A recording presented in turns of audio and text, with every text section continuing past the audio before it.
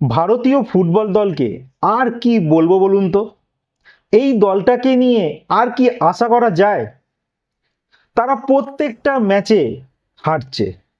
আমরা যারা সাপোর্টাররা রয়েছি বারবার আশা করে টিভির সামনে হোক বা মোবাইলের সামনে হোক বসে আশা করছি হয়তো ভারতীয় ফুটবল দল ভালো কিছু রেজাল্ট করবে, কিন্তু আলটিমেট সেটা আর হয় না। কবে বলুন তো লাস্ট আমাদের ভারতীয় ফুটবল দলকে জিততে দেখেছেন? বারবার কিন্তু আমাদের মোবাইল ঘাঁটতে হয়, দেখতে হয় আমরা কবে লাস্ট ম্যাচ জিতেছি।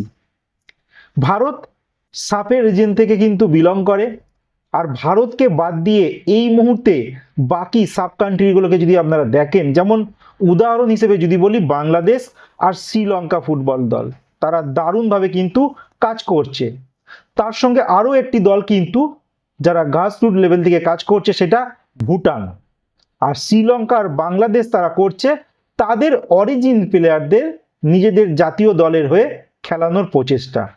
আমি বলবো না যে এটা ভুল, আমার মনে হয় এটা একদম পারফেক্ট, কারণ বর্তমান সময় প্রতিটা দেশ কিন্তু এই জিনিসটা ফলো করছে।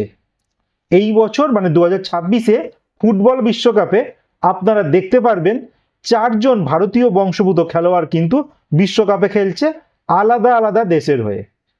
যেমন একজন খেলোয়াড় খেলছে নিউজিল্যান্ডের হয়ে, একজন অস্ট্রেলিয়ার হয়ে, একজন কঙ্গোর হয়ে খেলছে, এছাড়া আরেকজন কিন্তু কাতারের দলের হয়ে খেলছে। এইবার বলুন, ভারতীয়দের কি ফুটবল খেলার বডি ফিটনেস নেই? নিশ্চয়ই আছে। এই খেলোয়াড়গুলো যদি এই সমস্ত দেশের হয়ে ফুটবল বিশ্বকাপে যোগ্যতা অর্জন করতে পারে, তাহলে আমরা কেন পারবো না? মেন কারণটা হচ্ছে ওই যে আমাদের অপদার্থ ফেডারেশন, যাদের কার্যক্রমই কিন্তু বারবার ভুল। লাস্ট ইয়ার দেখছিলেন আইএসএল হচ্ছিল না, কোনো ক্রমে আলটিমেট আইএসএলটা হলো। এই আগামী বছরও কিন্তু সেম সিচুয়েশনের দিকে কিন্তু যাচ্ছে। তারা হয়তো ক্যালেন্ডার ঘোষণা করে দিয়েছে, এটা কিন্তু প্রতিবারই তারা করে, ক্যালেন্ডার ঘোষণা করে দেয়, আলটিমেট সেটা কিন্তু আর পালন করতে তারা পায় না। লাস্ট ইয়ারও কিন্তু সেটাই করেছিল। যাই হোক, প্রতিবেশী দেশ বাংলাদেশ তারা কিন্তু ইউরোপ সফর করেছে, তাদের লাইফে সেটা প্রথমবার। আর ইউরোপ সফরে গিয়ে তারা স্যান মারিনো একটি দেশ আছে, যারা ফিফা র্যাঙ্কিংয়ে যদি বলি একদম লাস্টের টিম, একদম লাস্ট, মানে 211টা দেশের মধ্যে তারা 211 নম্বর স্থানে রয়েছে। সেই দলটিকে তাদের মাটিতে বাংলাদেশ ফুটবল দল 2-1 গোলে হারিয়ে দিয়েছে, যেখানে তপু বর্মন 2টো গোলই করেছেন। তো বলে দিই, বাংলাদেশ যে এই স্যান মারিনোর সঙ্গে ম্যাচ খেললো, এই দলটা কিন্তু খুব একটা খারাপ দল নয়। যেহেতু তারা ইউরোপ থেকে খেলে, তার জন্য কিন্তু তাদের র্যাঙ্কিং 211। যদি তারা এএফসি থেকে খেলতো, তাদের র্যাঙ্ক কম করে 150 কিন্তু হতোই হতো। যাই হোক, বাংলাদেশ স্যান মারিনোকে হারিয়েছে, যেটা বাংলাদেশের কিন্তু একটা দারুণ অ্যাচিভ। আর আমাদের ফুটবল দল যারা এখন ফিফা র্যাঙ্কিংয়ে 139তম স্থানে রয়েছে, তারা 100তম স্থানে থাকা তাজিকিস্তানের কাছে 3-1 গোলে হেরে গেছে। আর পুরো ম্যাচে একটা সঠিক পাস দিতে পারেনি, শুধু একটাই ভালো কাজ হয়েছে, ফারুক চৌধুরীর একটা গোল। এছাড়া পুরো ম্যাচে খুঁজেই পাওয়া যায়নি আমাদের ভারতীয় ফুটবল দলকে নিয়ে। আমরা বারবার কোচকে গালাগালি দিয়ে থাকি, বাট দেখো কোচ কি করবে? এই বয়সে এসে খেলোয়াড়রা যারা 2 কোটি 2.5 কোটি টাকা করে বার্ষিক একটা ইনকাম করছে, ক্লাবগুলো থেকে নিচ্ছে, এই খেলোয়াড়গুলোকে এখন এসে কোচ খেলা শেখাবে? ভাই দেখো, খেলা কিন্তু শেখায় একাডেমি লেভেলে, তারপরে আর শেখার কিছু থাকে না, তারপর নিজেদের পারফরমেন্স করতে হয়। আমাদের ফুটবলাররা কিন্তু সেটা করে না। একটা জিনিস অবাক হয়ে গেলাম, ট্রান্সফার মার্কেটে গিয়ে যে খেলোয়াড়দের মার্কেট ভ্যালু রয়েছে, সেখানে তোমরা নিজেরা গিয়েও দেখে নিতে পারো।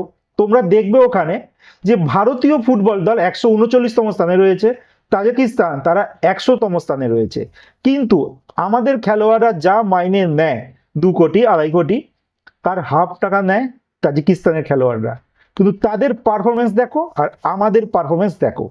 এই মুহূর্তে জাতীয় দলের প্রায় অনেক খেলোয়াড়, প্রায় 90% খেলোয়াড় যারা কিন্তু নিজেদের ক্লাবের সঙ্গে কন্ট্যাক্ট শেষ হয়ে গেছে, তারা এই মুহূর্তে ফ্রি রয়েছে। তারা এখন আশায় রয়েছে কবে আইএসএল এর একটা রোড ম্যাপ ঠিক হবে, তারপর অন্যান্য ক্লাবে সাইন করবে, মোটা টাকা নেবে। বাট তোমরা এটা কি কখনো ভেবে দেখেছো, এই খেলোয়াড়গুলো যারা জাতীয় দলে খেলছে, তারা তো নিজের প্রচেষ্টায় যখন দেখছে আইএসএল এর ঠিকঠাক ভবিষ্যৎ নেই, এই মুহূর্তে একটা অনিশ্চয়তার মধ্যে চলছে, নিজে থেকে তো আরো অন্যান্য দেশ রয়েছে, যেমন ধরো ফিলিপিন্স বা ইন্দোনেশিয়া এমন টাইপের যে দেশগুলো রয়েছে সেই সমস্ত দেশের লিগে গিয়ে তো নিজেরা খেলতে পারে, নিজেদের মান অনেকটা উন্নত হবে তাদের সঙ্গে খেললে, কিন্তু তারা সেটা কখনোই করবে না, কারণ ওই যে পয়সা পাবে না।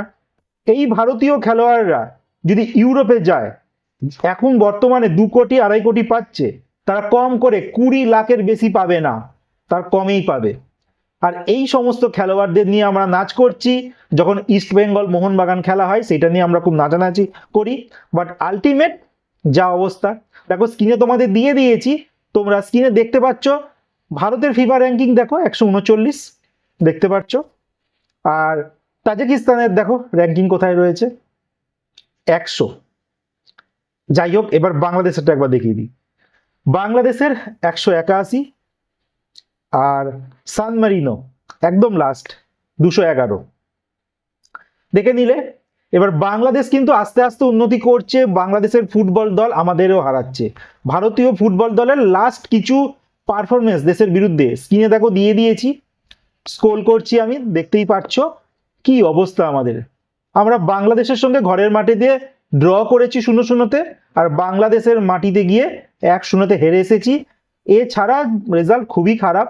ইউনিটি কাপে দেখো জিম্বাবুয়ে 130তম স্থানের দল, তারাও আমাদের বিট করেছে, আমরা 139, বাট আমাদের থেকে তারা কিন্তু স্ট্যান্ডার্ডে অনেকটাই এগিয়ে। ওই যে বললাম ইউরোপে স্যান মারিনোর যা অবস্থা, জিম্বাবুয়ে তারা আফ্রিকাতে একই অবস্থা।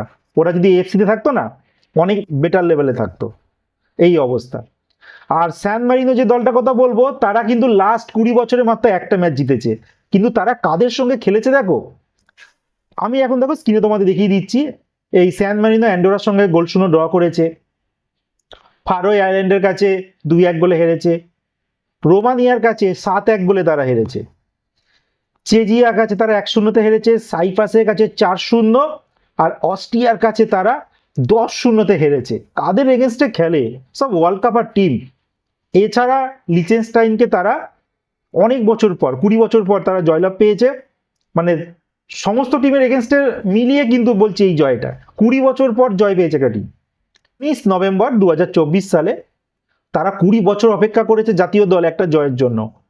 তো স্যান মারিনো আর ভারতীয় দল তো এক নয়, বাট আমাদের দলের যা বর্তমান অবস্থা, যে খেলোয়াড়রা খেলছে তাদের নিজে থেকে কোনো ইচ্ছেই নেই জাতীয় দলের হয়ে ভালো কিছু করার।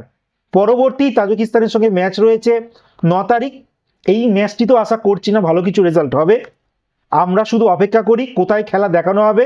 আর আমার মতো যারা ছোটোখাটো যারা ইউটিউবার রয়েছে, যারা ফুটবলের উপর ভিডিও বানায়, ক্রিকেটের উপরে ভিডিও বানালে হয়তো অনেক ভিউ আসবে, বাট আমি ক্রিকেটের উপরে খুব একটা ভিডিও বানাই না, ম্যাক্সিমাম ফুটবলের উপরে ভিডিও বানাই। দেখো আমার চ্যানেলে এই ভারতীয় দলে কালকে যে খেলা হয়ে গেল, কয়েকজন কমেন্ট করেছে কোথায় খেলা দেখতে পারবো। ভারতীয় যে ফুটবল ফেডারেশন রয়েছে তারা তো তার কোনো অ্যানাউন্সমেন্টই করে না। আমাদের মতো কিছু ছোট ইউটিউবার রয়েছে যারা ফুটবলের এঙ্গেজমেন্টটা করে থাকি, কোথায় খেলা হচ্ছে সেইটা খুঁজে খুঁজে বের করি যেন দর্শকরা দেখতে পারবে, সেইটা দর্শকদের কাছে আমরা পৌঁছে দিই। এটা কি ফুটবল ফেডারেশন করে? কখনোই করবে না, কারণ তারা পুরো করাপ্টে ভর্তি। ভারতীয় ফুটবলে তারা কখনো ভালো চায় না। যেরকম বাংলাদেশ হামজা চৌধুরী থেকে শুরু করে তাদের যে প্রবাসী খেলোয়াড়দের তারা নিয়ে আসছে, জাতীয় দলের হয়ে খেলাচ্ছে, কিন্তু ভারত তা করবে না। আমাদের সান মুন্ডাল তিনি ভারতীয় দলের হয়ে খেলতে চায়, বাট আমাদের ফেডারেশন সেই জিনিসটা কখনোই করবে না, অজানা কারণবশত। কি কারণ কেউ জানে না। আমরা ফুটবল যারা ফ্যান রয়েছি, আমরা যারা ইউটিউবার রয়েছি, তারা তোমাদের কাছে যেমন ইনফরমেশন পৌঁছে দিই আজকে তোমরা কোথায় খেলা দেখতে পারবে, আর তোমরা বা আমরাও বলতে পারো যারা আমরা ফুটবলটাকে ভালোবাসি, জাতীয় দলের ভালো চাই, দেখতে চাই, তারা অপেক্ষা করি কোথায় খেলা হবে। যেমন দেখো না, ইউনিটি কাপের 39 টাকার একটা সাবস্ক্রিপশন নিলাম, তার আগে সমস্ত টুর্নামেন্টের আমরা সাবস্ক্রিপশন নিই, আলটিমেট কি পাই? আমরা খুশি পাই? কখনো কিন্তু এটা পাই না। তোমরা আরেকটা উদাহরণ তোমাদেরকে দিচ্ছি, গতকালকে ভারতের যে খেলা হয়েছে যে তাজিকিস্তানের সঙ্গে, ইউটিউবে দেখানো হয়েছে। ফুটবল ফেডারেশন কিন্তু এই বিষয়ে প্রথমে কিছু জানায়নি, একদম শেষ মুহূর্তে গিয়ে তারপর জানিয়েছে এখানে খেলা হবে। ঠিক আছে, তো আমার তো মনে হয় সেটাও জানায়নি, আমি তো দেখিনি, বাট আমি খুঁজে তোমাদের কাছে পৌঁছে দিয়েছি যে কোথায় তোমরা খেলাটা দেখতে পারবে। যাই হোক, অনেকেই তোমরা দেখেছো। তো ভারতীয় ফুটবল দলের সঙ্গে তাজিকিস্তানের ম্যাচে কতটা ভিউ হয়েছে তোমরা একবার দেখবে তো। আর বাংলাদেশের জাতীয় ফুটবল দল ছেড়েই দাও, তাদের বয়সভিত্তিক মহিলা ফুটবল দল বা অন্যান্য যে ফুটবল দলগুলো যখন তারা খেলে, তাদের লাখ লাখ ভিউ হয়, লাখ লাখ, 10 লাখ 12 লাখ ভিউ হয়ে যায়। ছোট্ট একটা দেশ, তাদের জনগণ কিন্তু তাদের দেশের ফুটবলটাকে এতটাই ভালোবাসে। আমরা এত বড় দেশ, আমরা কিন্তু এই জিনিসটা করি না। আমাদের শুধু পশ্চিমবঙ্গ, কেরালা আর নর্থ ইস্টে কিছু রাজ্য রয়েছে যারা ফুটবলটাকে ভালোবাসি, বাকিরা ফুটবলটাকে কিন্তু কেমন খুব একটা পছন্দ করি না, বা হয়তো ভারতীয় দলের এই পারফরমেন্সের জন্য আমরা এইটাকে ফলো করি না। কেন করি না বুঝতেই পারছো। ভারতীয় ফুটবল দল যদি ভালো কিছু করে দেখাতে পারে, তাহলে কিন্তু বাকিরাও কিন্তু নজর দেবে। এইটাই কিন্তু ভারতীয় ফুটবল দল করে দেখাতে পারছে না। একটাই উপায়, প্রবাসী খেলোয়াড় মানে ইন্ডিয়ান অরিজিন খেলোয়াড়দের জাতীয় দলে নিয়ে আসো। ভালো কিছু যদি রেজাল্ট হয়, আস্তে আস্তে অনেক ইয়াং খেলোয়াড়দের মনে আশা জাগবে, তারাও জাতীয় দলের হয়ে খেলতে চায়, ফুটবলার হতে চায়। তখনই কিন্তু আরো খেলোয়াড় উঠে আসবে আমাদের দেশ থেকে। প্লাস বাবা মারাও কিন্তু ইন্টারেস্ট শো করবে তাদের সন্তানকে ফুটবলে দেওয়ার জন্য। বাকিটা তোমাদের কি মত? অনেকটা ভিডিও বড় হয়ে গেল, কমেন্টে প্লিজ জানিয়ে যেও। পরবর্তী ভিডিওতে আরো কিছু ভিডিও আসতে চলেছে, যেখানে আমি তোমাদের দেখাবো এই বছর এশিয়া থেকে 2026-এ কারা কারা পার্টিসিপেট করছে, তাদের কি সম্ভাবনা রয়েছে, তার উপরও ভিডিও আসবে। যাই হোক, ভালো থেকো, সুস্থ থেকো, দেখা হচ্ছে নতুন একটা ভিডিওতে। দেখা যাক 9 তারিখে ভারতীয় ফুটবল দল তাজিকিস্তানের বিপক্ষে কেমন রেজাল্ট করে।